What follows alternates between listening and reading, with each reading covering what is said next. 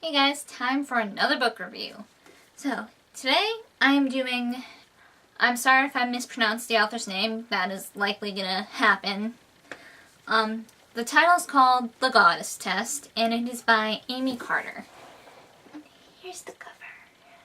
This book is told in the first person point of view by the narrator, whose name is Kate. This first chapter is basically picking up where the narrator is, and she's currently driving to this really small town where her mother was born and raised, and her mother is dying from cancer. She's had it since Kate was a freshman, and ever since then Kate's been taking care of her mom, putting her own life at the age of 14 to 15 years old on hold to take care of her mother.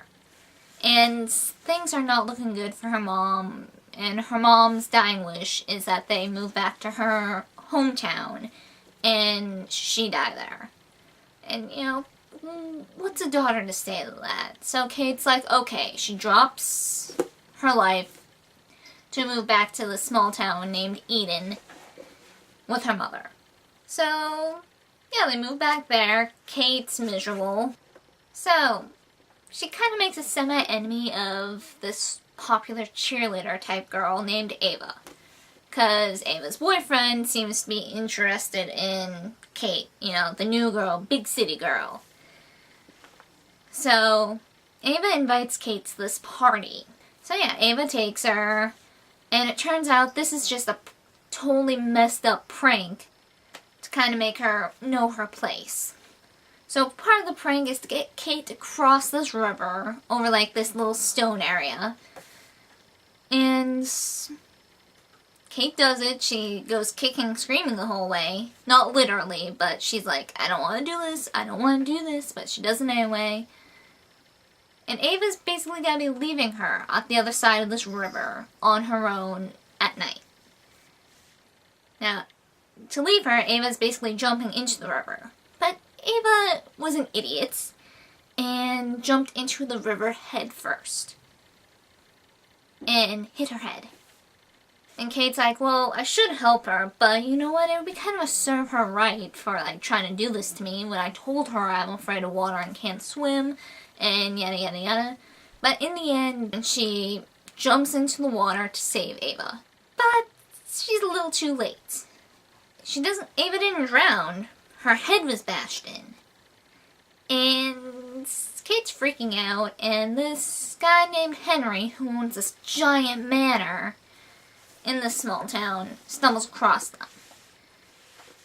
And he's trying to calm Kate down, understandably. She's freaking out.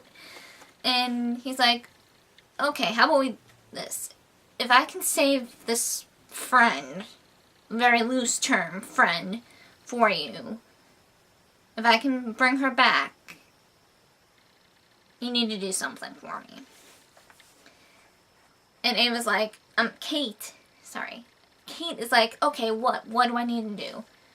And he goes on and on about the myth of Persephone and Hades, and he's like, reread the myth and you'll know what you need to do, being all cryptic.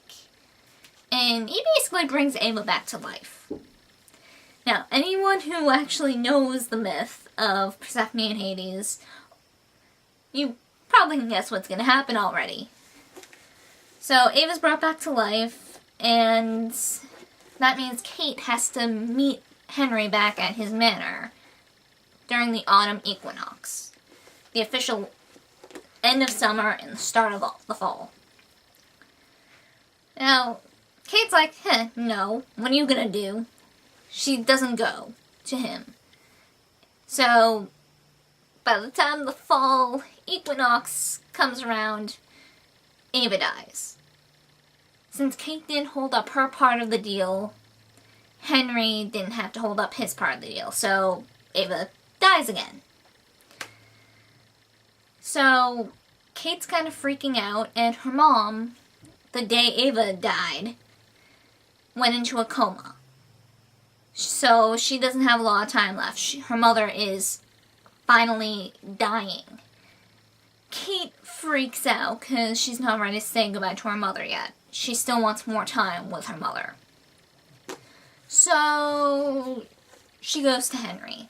She gets her friend James to drive her to Henry. First she's going to be trying to see if she can bring Ava back. So she's talking to Henry. Henry said, Ava's gone. I cannot bring her back. She's been gone too long.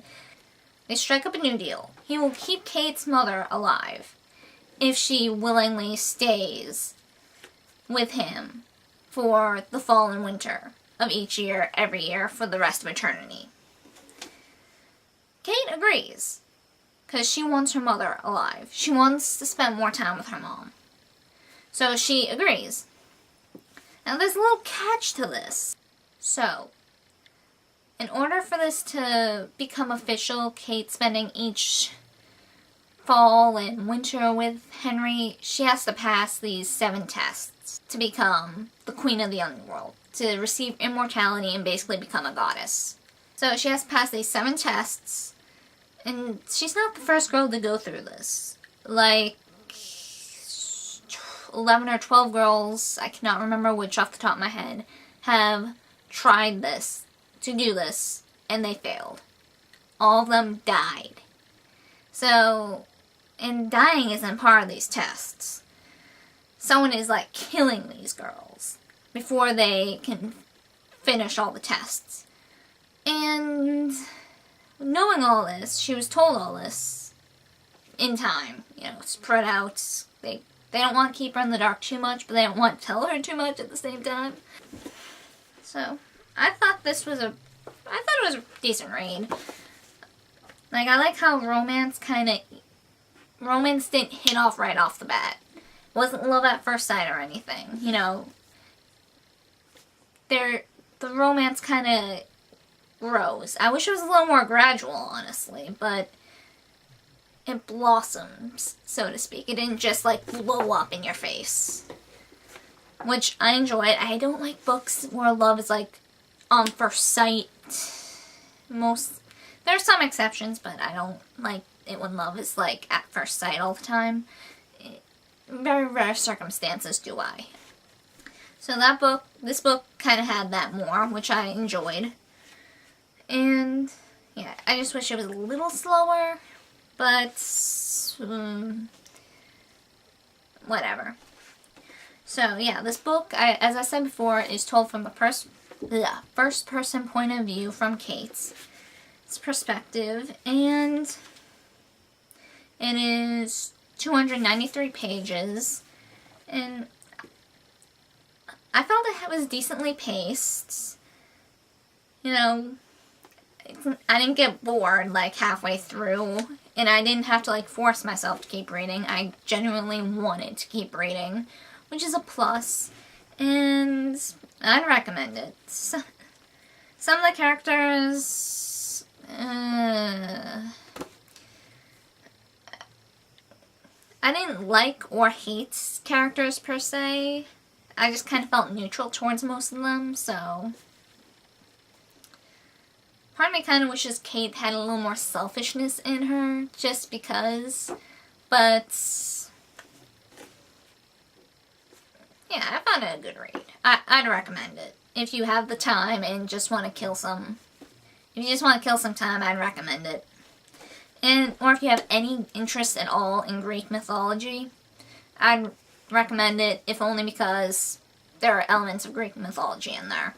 So yeah, if anyone has any suggestions for books, recommendations, or anything, let me know in the comments section.